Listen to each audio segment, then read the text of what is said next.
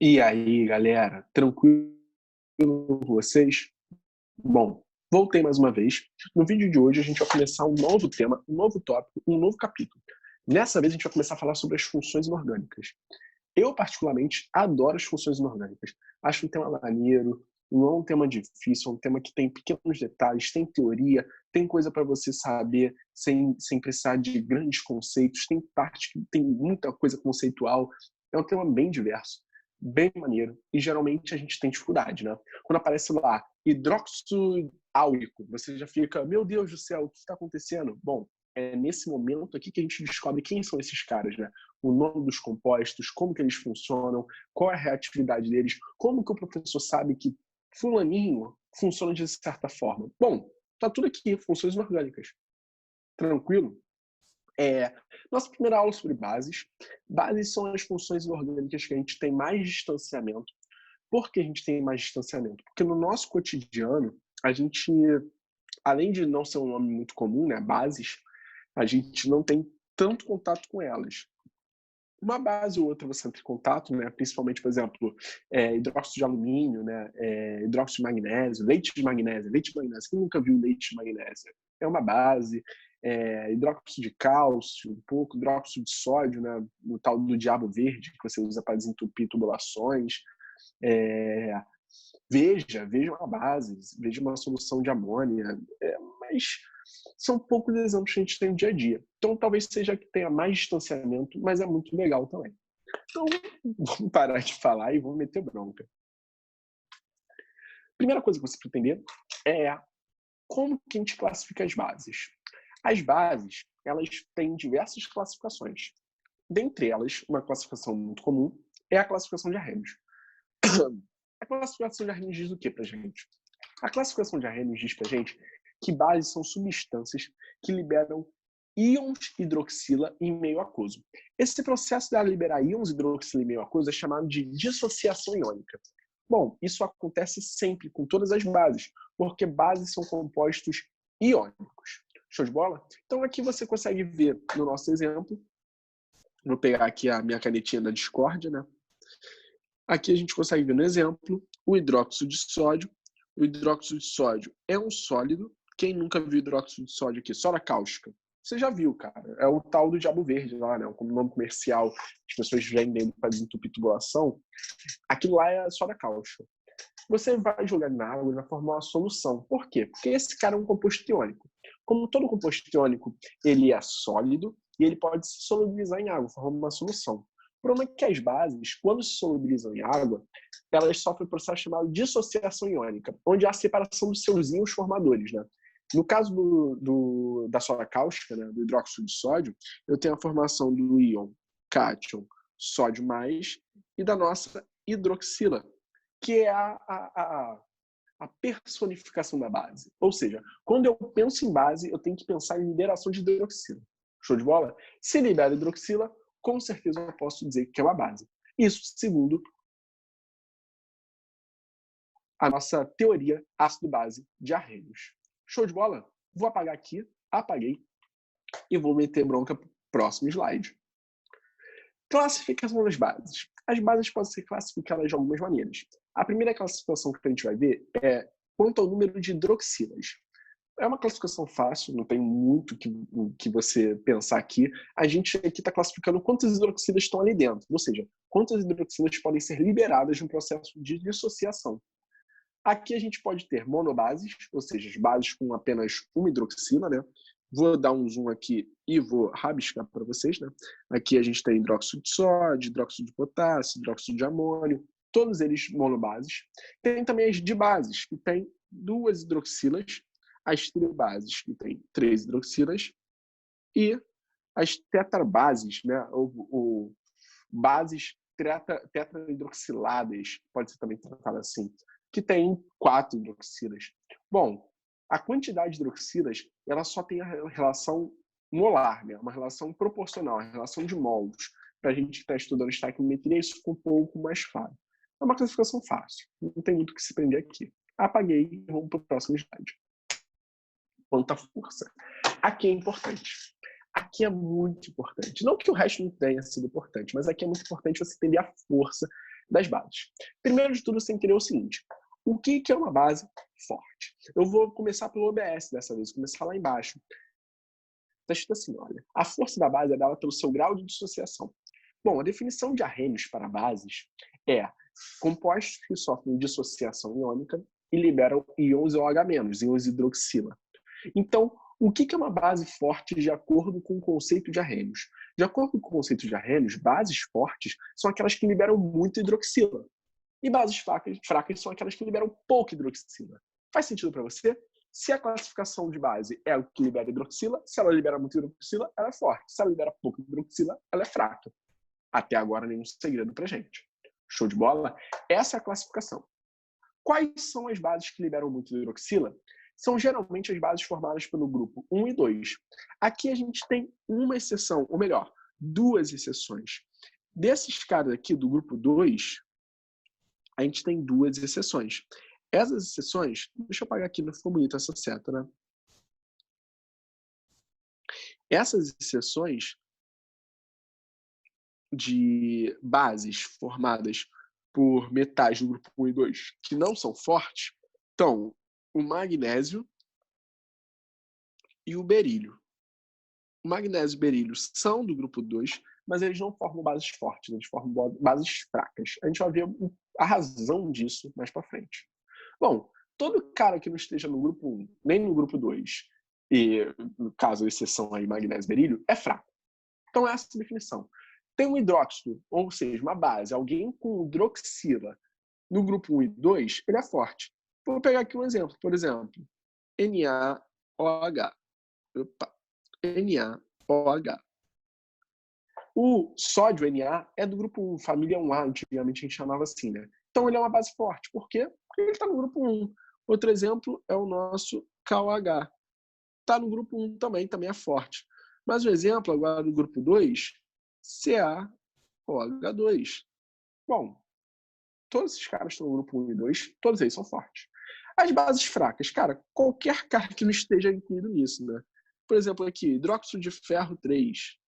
Esse cara aqui é uma base fraca. Como que eu sei? Porque ele não está no grupo 1 nem 2. Tranquilo? Então, o critério é bem simples, apesar de não ser possível descartar ele. A parte mega importante. Vou apagar aqui. Apaguei. E vou para o próximo slide. Próxima classificação que a gente dá nas bases é quanto à sua solubilidade. Ou seja, eu quero saber quais são as bases solúveis, quais são as bases insolúveis. As bases solúveis, ou melhor, as bases muito solúveis, são aquelas formadas por metais do grupo 1, e no caso aqui também a gente tem a amônia. A amônia, cara, é um composto molecular que, ao se dissolver em água, ele forma um composto iônico, o hidróxido de amonio. Vitor, ficou muito complicado. Não estou entendendo nada mais que você está falando. Vou devagar aqui. Vou falar sobre a amônia agora. A amônia, ela pode reagir com a água formando um composto que a gente chama de hidróxido de amonio, tá? O NH3 é amônia A, vou botar aqui, amônia, amônia, e esse aqui, amonio.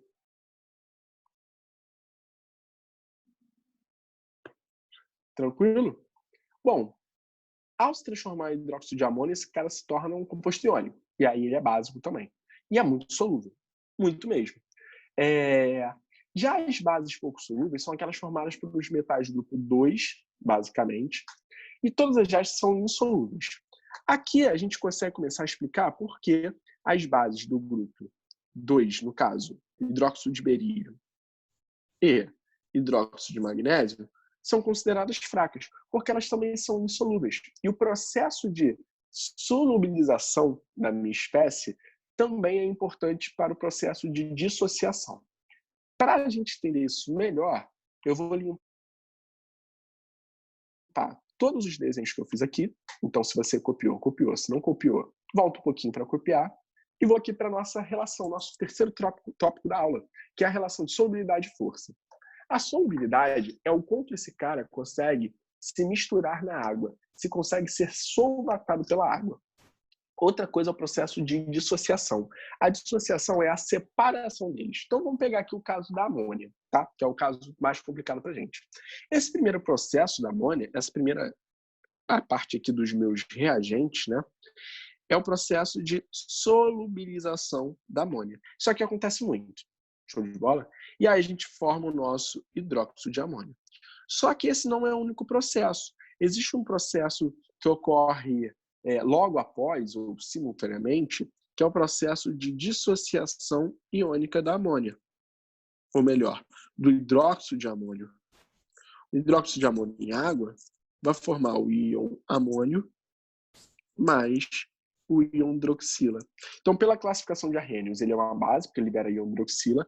Só que esse processo aqui, que é um equilíbrio químico, ele não acontece muito.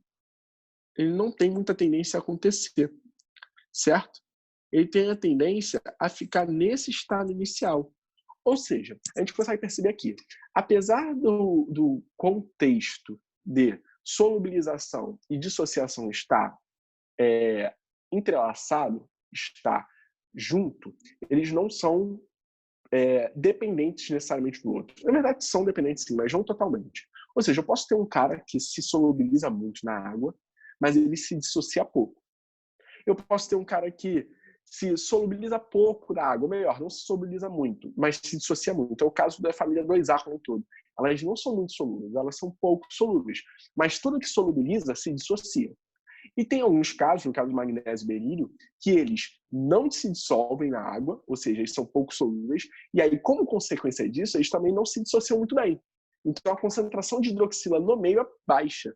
Se a concentração de hidroxila no meio é baixa, eu afirmo que essa base é uma base fraca. Graças a Deus, o hidróxido de magnésio é uma base fraca para a gente. O hidróxido de magnésio também é conhecido comercialmente, né, como leite de magnésio.